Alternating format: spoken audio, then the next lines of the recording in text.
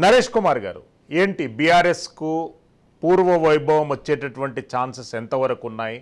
లోక్సభ ఎన్నికలలో పోటీ చేయడానికి అభ్యర్థులు కూడా కరవైనటువంటి పరిస్థితి మనం లైవ్గా చూస్తున్నాం. నరేష్ కుమార్ గారు ప్లీజ్. ఇప్పుడు గుడ్ ఈవినింగ్ అండి అందరికి.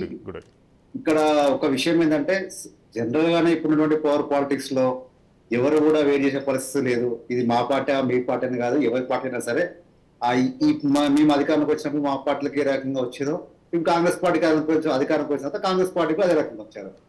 ఇక్కడ ఎవరైతే బాగా కష్టపడి ఎవరైతే పార్టీ కోసం పనిచేసి ఎంతో కొంత ఉంటాం, రాజకీయ అవకాశాలు వస్తాయని చెప్పి కొంతమందికి అన్యాయం జరిగిందో, రాబోయే రోజుల్లో మిగతా అక్కడ పార్టీలో పనిచేసినటువంటి నాయకులు కూడా అదే రకంగా అన్యాయం జరుగుతుంది. అంటే మనం ఒకటే గమనించాల్సిందంటే, ఎంతసేపటికి కూడా ఈ పవర్ పాలిటిక్స్ తీసేటటువంటి వాళ్ళు రాజకీయాన్ని వ్యాపారంగా మలుచుకొని, వ్యాపారాన్ని రాజకీయంగా మలుచుకొని రాజకీయం చేసినటువంటి ఎవరైతే నాయకులు ఉన్నారో అన్ని పార్టీలు బుద్ధి చెప్పాల్సిన అవసరం ఉంది. ఈ రోజు మేము అనుకున్నా, రేపు ఇంకొకరు అనుకున్నా, ఈ రోజు వచ్చినప్పుడు మేము ఏం మాట్లాడలేదు, పోయేటప్పుడు బాధపడాల్సిన అవసరం లేదు. ఇప్పుడు రాబోయే రోజుల్లో కూడా ఇప్పుడు కాంగ్రెస్ పార్టీ అదే రకంగా అవుతుంది. ఇది సర్వసాధారణమైంది. ప్రజల్లో కూడా గతంలో ఒక పార్టీ మారిన నాయకులు అంటే చాలా చిన్న చూపు చూసేవారు ప్రజల్లో, కానీ ఆ చిన్న చూపు పోయేటువంటి పరిస్థితి ఉంది. ఈ రోజు ఏమంటారు, ప్రతి విషయంలో ఏ రకంగా జైళ్ళకి వెళ్ళి ఆ రకంగా అవుతుందో, ఇప్పుడు పార్టీలు మారడం కూడా సర్వసాధారణం అయ్యేటువంటి అవకాశాలు కనబడుతున్నాయి. కాబట్టి ఈ తరుణంలో పార్టీ యొక్క మేనిఫెస్టో అనుకోండి, పార్టీ యొక్క ముందు చూపు ఏ రకంగా చేస్తుంది, ప్రజలకు ఏ రకంగా అందుబాటులో ఉంటుంది, ప్రజలకు ఏ అవసరాలు గతంలో పనిచేసింది, ఇప్పుడు ఏ రకంగా ఏ కాన్సెప్ట్ లో ముందుకు పోతుంది, ఇది మెయిన్ పార్టీలకు.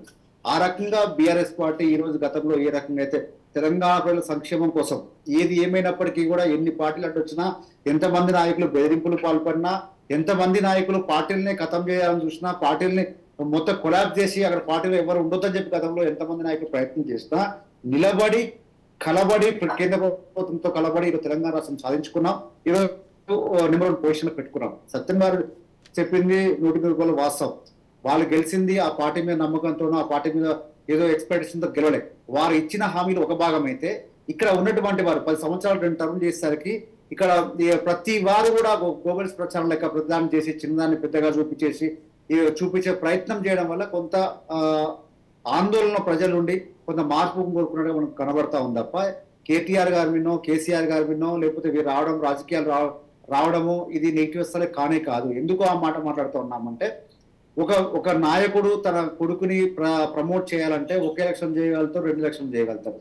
కానీ 5 సార్లు ఎమ్మెల్యే గెలవడము, ఇట్లాంటి వేవ్ లో కూడా, అంటే ఈ ప్రభుత్వం రానటువంటి ఈ వేవ్ లో కూడా వాళ్ళకు ఉన్నటువంటి స్థానాలు గెలుచుకోవడము, ఇట్లాంటివన్నీ చూస్తా ఉంటే వారు ప్రజలకు చేస్తా ఉన్నారు, ప్రజలకు అందుబాటులో ఉంటారు, ప్రజల సంక్షేమం కోసం పనిచేస్తా ఉన్నారు, నిత్యం ప్రజల కోసం పనిచేస్తా ఉన్నారు. కాబట్టి వారు కేవలం కేసీఆర్ గారు కొడుకు కావడం వల్ల, కేసీఆర్ గారు కూతురు కావడం వల్ల వీళ్ళు కంటిన్యూగా ఉండడం మైనస్ అయితే అసలు అనుకోవట్లేము. ప్రజల్లో కూడా ఆ రకంగా ఉందైతే ఏ మీడియా సంస్థలు చెప్పట్లేదు, ఎవరు చెప్పట్లేదు సార్. కొంతమంది ఆలోచన ఉన్నప్పటికీ కూడా అది వాస్తవం అయితే కాదు. ఇప్పటికీ కూడా మేము ఏం చెప్తా ఉన్నామంటే, అందరూ కూడా ఎంపీ ఎలక్షన్ లో ఏమొస్తాయో కనిపించట్లేదు, మాకు ఏం చేయట్లేదు అని చెప్తున్నారు. మాకు మాత్రం నమ్మకం ఉంది, ఖచ్చితంగా గతంలో గెలిచిన మాదిరిగా 9 మళ్ళీ ఈసారి కూడా మేము 9 గెలవబోతా ఉన్నాం. సరే, గతంలో గెలిచిన సీట్లే గెలుస్తామని కాదు, గతంలో ఓడిపోయిన సీట్లే ఓడిపోతామని కాదు, కానీ ఖచ్చితంగా మేము 9-10 సీట్లతో గెలవడానికి మాకు రిపోర్ట్స్ ఉన్నాయి, సర్వేస్ ఉన్నాయి. మరి ఆ రకంగా ప్రజల స్పందన ఉంది.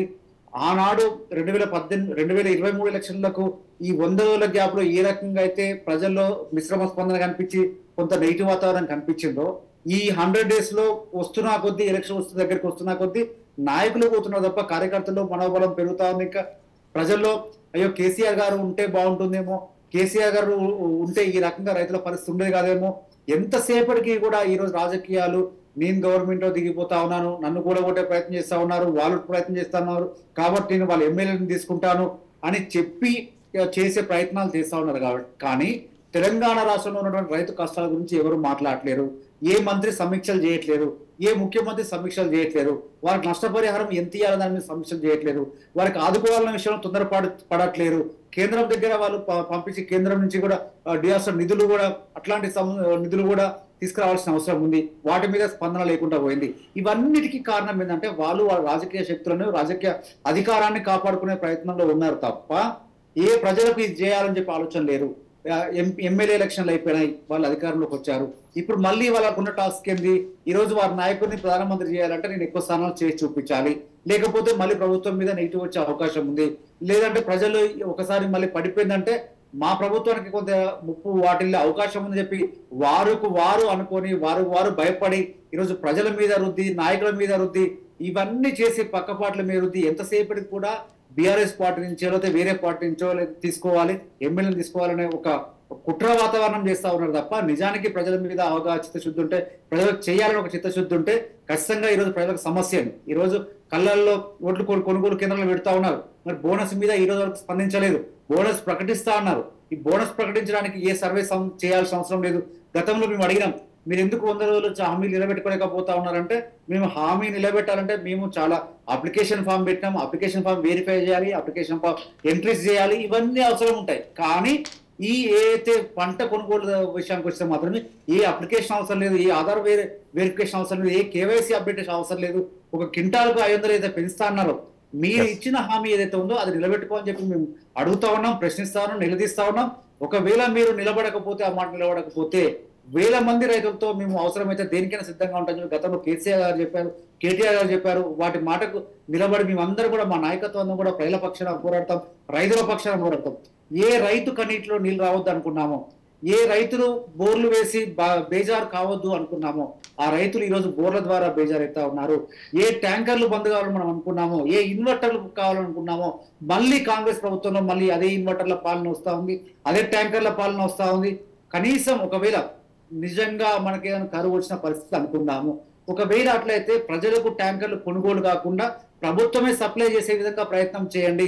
మీరు ఇచ్చిన హామీలు 100 కోట్లు 1000 కోట్ల హామీలు ఇచ్చారు. ఇది 100 కోట్లు 1000 కోట్లు ఏం కాదు, తక్కువ బడ్జెట్లు అయిపోతాయి. ఈ సప్లై చేయండి, ప్రజలను ఇబ్బంది పెట్టుకోకండి, ఇబ్బంది పెట్టనివ్వకండి. ఈ రోజు గ్రామాలలో, కాలనీలలో ఆడవాళ్ళు బిందెలు తీసుకొని పోయే రోజులు మర్చిపోయారు. అసలు మేము బిందెలు తీసుకొని పోతామా, ఇది ఒక సిస్టమ్ ఉంటుందా అనేటువంటి పరిస్థితి ఈ రోజు ఏర్పడ్డది. మళ్ళీ అదే రకంగా వీళ్ళు చేస్తా ఉన్నారు. కాబట్టి ఇప్పుడున్నటువంటి ఏదైతే దేశంలో ఉన్నటువంటి మహానగరాలు బెంగళూరు కానివ్వండి, చెన్నై కానీ నీటి కొరత చాలా ఇబ్బంది పడతా ఉన్నాయి.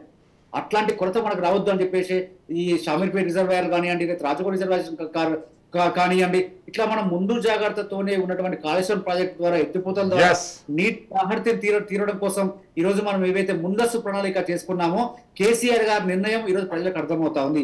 వీటిని ఎన్ని కోట్లతో కొలవగలుగుతాము, ఎన్ని లక్షల కోట్లతో కొలవగలుగుతాము, వారు చేసిన అప్పులు మాత్రమే కనిపెడతా ఉన్నాయి. ఇంత ముందస్తు ఆలోచన ఎందుకు పసిగట్టలేకపోతా ఉన్నారు? కాబట్టి ఇవన్నీ ఆలోచన చేసే ప్రజలు ఈ వీరి హాయంలో అయితేనే హైదరాబాద్ బాగుపడుతుంది, హైదరాబాద్ తాగునీరు కష్టాలు పోతాయి, ఊళ్ళలో ఉన్నటువంటి సాగునీరు కష్టాలు పోతాయని చెప్పి ఒక నిర్ణయానికి వచ్చారు. రాబోయే రోజుల్లో వచ్చేటువంటి పార్లమెంట్ ఎలక్షన్ లో మేము 10 స్థానాలు పైగా గెలవడానికి అవకాశాలు ఉన్నాయి శ్రీశైలం గారు.